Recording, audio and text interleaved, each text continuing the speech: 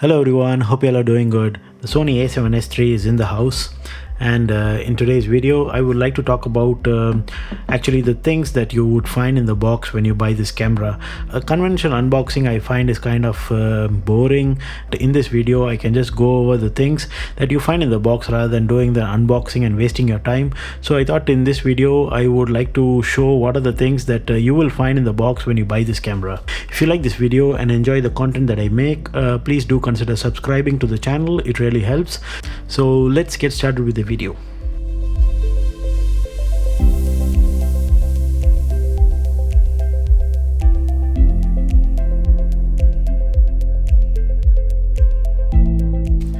So the first things that you find in the box are a lot of paperwork from Sony. I think there are some advertisements and also some reference guides on using this camera, and also some pamphlets where they recommend you to register your camera online. But the most important part is this user manual. I think everyone has to take the time to read it. It comes in multiple different languages. There are a lot of online tutorials and walkthrough videos that are available on YouTube, so people refrain reading this. Some of the very important tips and tricks are actually hidden in this manual, and I consider such things to be the holy grail for using a camera. Please consider reading the manual when you have time. Sometimes Sony cameras are pretty complex to get started, so any of these such manuals will help you get started. I think there is a QR code through which you can also get a PDF format online. You can use that as a web manual. So a lot of paperwork that come with the camera. So I feel sometimes they can reduce this paperwork. So moving on to the next one. Next one is a beautifully braided A7S III neck strap or a shoulder strap. I really like it a lot. It looks really beautiful. I'm not going to open it because I really don't use a neck strap as much. If I use something like a Peak Design leash system. It's easy to put on the camera and get off the camera, so it's pretty nice, and it looks very beautiful. So maybe in the future I will try this neck strap to see how it looks and how it feels and how it improves the ergonomics or the handling of the camera itself. The next item that you find in the box is a battery charger. I'm so happy that Sony included this battery charger in the box.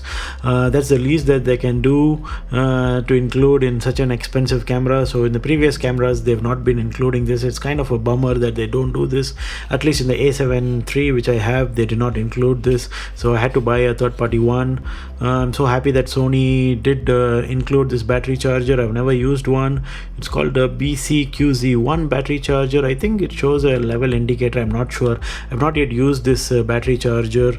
They also give a cable to power this charger. I've usually charged the batteries in the camera for my A7 III also sometimes, and I find it pretty quick. It's not that quick, but I don't know if this battery charger kind of charges the camera much faster. So if you know, please do let me know in the comment section below. I will try it out in a future video. Next thing that you'll find in the box is the USB-C to USB-A cable. I find these cables are really handy. In order to do your firmware update or software update, I think such cables are required. I don't know why Sony doesn't go completely wireless. Sometimes you need to have the proprietary cable to make a proper connection between your camera and your PC in order to do the so that the software update kind of goes smooth.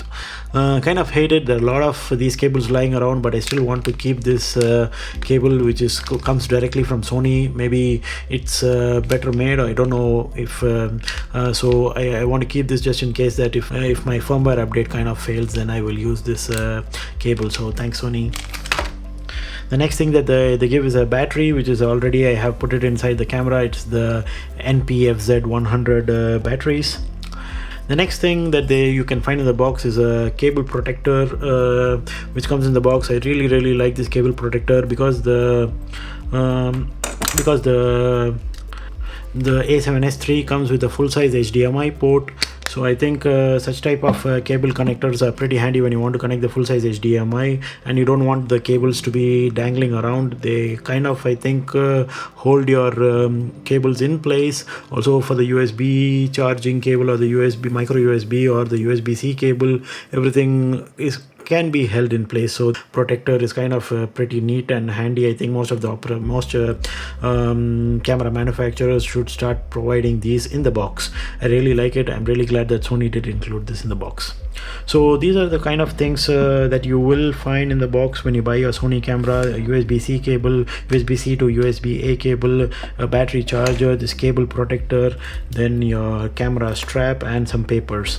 Now I will go over what are the things that I bought for the A7S III in addition to what is already present that comes in the box. The first accessory that I have for my A7S III is a SD card, a uhs-ii card, a V90 card. I already have it from using the XT4, which already writes at a pretty high data rates. So this one, the read data speed is around 300 MB per second, and the write speed is around 250 MB per second, which is pretty good. This V90 card is more than enough for kind of recording all the video types that I record in the A7S III. I did see the CF Express Type A card. I find them pretty expensive for the amount of storage that they provide. Maybe down the line I will get them because the prices might also drop. Maybe in the future more people might start to incorporate such cards in their cameras, or more widespread use of the cameras. That's what I've always seen with memories. The more adoption happens in the industry, the prices kind of drops. So I'll just wait it out. Maybe I will not, I don't know, maybe I will wait it out for a while until the price drops, and then I might jump to the CF Express Type A cards. But for now I think a V90 card is pretty good. I also have some V60 cards which I find are not so bad. Other accessories that I have are a couple of extra batteries. I think this is from Baxter and this is from Rav Power. I have some extra batteries and also have a dual battery charging system, which I also got from Amazon. I find them pretty handy. Always like to, I feel the battery kind of is pretty good. The NP FZ100 battery is pretty good on the A7S III, but I feel it drains a bit faster compared to my A7 III. I have to do a little bit more testing for me to conclude on my findings, but I don't know if it's true or I'm having something, I'm using the camera wrongly, if I'm using the camera incorrectly, I'm not sure, but I find the camera kind of draining the battery a bit faster compared to what I've experienced on the A7 III. Maybe also it could be also because of the EVF. The EVF is just beautiful. And also I got a screen protector for my A7S III. I had a screen protector from my A7 III which kind of fits like a charm. It just sits flush. So if you have a screen protector from your A7 III, it fits perfectly for this flip out screen on the A7S III. That is one of the, I think it's a good investment because it's an expensive camera and I do not want to break the LCD. The next accessory that I have is a prograde UHS-II dual slot memory card reader. It's a USB 3.2 Gen 2 version.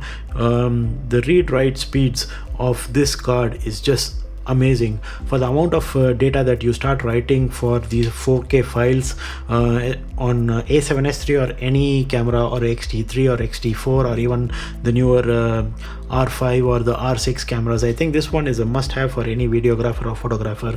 Once you start using this, you see the data rates at which you can copy and you can get footage out of your camera onto your PC is offload. The rate at which you can offload footage is just amazing. I'm able to because I have a limitation on my card speeds. I have read speeds of around 300 and write speeds of 250, so I do get around 270 Mbps even with this. So I'm able to download I'm able to offload content like a gigabyte or 2 gigabytes within a few seconds. That is just unbelievable, just amazing. Do write most of my files onto an SSD, which also helps the data transfer rates. So I think if you are in the market for buying or investing into a video camera, investing into a 4K camera, I think having one of these fast digital SD UHS-II card readers is just amazing. Also I like that it is USB-C. So this is a good buy, I think.